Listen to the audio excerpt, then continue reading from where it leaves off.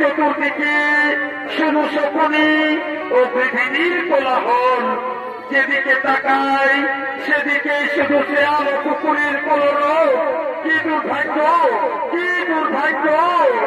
যে বীর জন্য পৃথিবী শাসন করত 18 দিন পূর্বে, আজ তার রক্ত মাংস ছিঁড়ে খায় শেয়াল, শকুন ও পৃথিবী। তুমি ঠিকই বলেছ, যেদিকে তাকাই সেদিকে শুধু ক্রন্দনের রং। পুত্র হারা নারী আজ পুত্রটাকে করেছে ক্রন্দন। স্বামী হারা বিধবারা স্বামী সঙ্গে হয়ে গেছে নীরব নিথর। ওই দেখো, ওই দেখো, পাণ্ডব শিবিরে আলো দেখা যাচ্ছে, কিন্তু কৌরব শিবির একেবারে অন্ধকার। তাহলে তাহলে বন্ধু দুর্যোধন কোথায়? তাই তো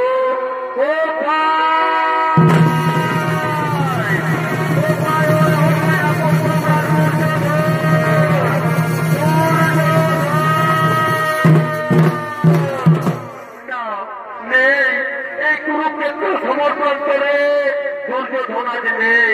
ওইটা যেভাবে আমাদের বলেছে চলো তার কথা অনুসরণ করে যাই ওই দৈপায়ন হ্রদের দিকে। নিশ্চয় নিশ্চয়ই সেখানে পাবো রাজা দুর্যোধনে।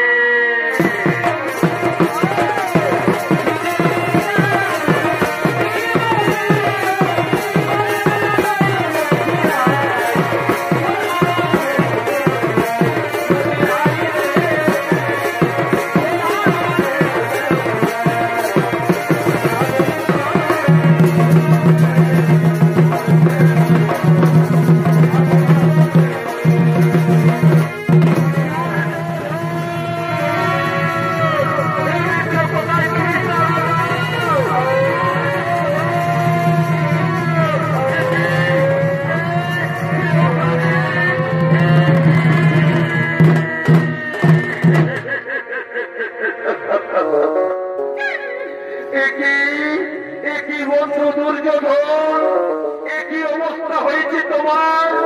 কে কে করেছে এমন অবিচার?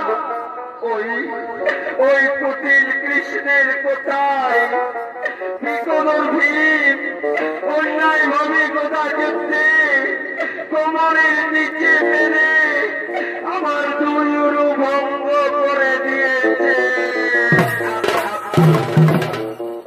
অন্যায় অন্যায় শুধু অন্যায়, অন্যায় যুদ্ধ করে মহামতি পিতামহ ভীষ্ম হয়েছে সরসজ্জা।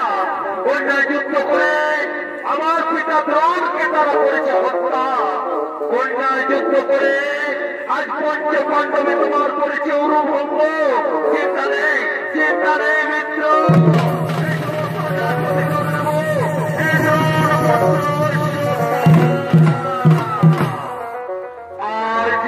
আজ আমি তোমার সামনে প্রতিজ্ঞা করছি মিত্র, আমি নিষ্পন্ন করে দেবো এই পৃথিবী।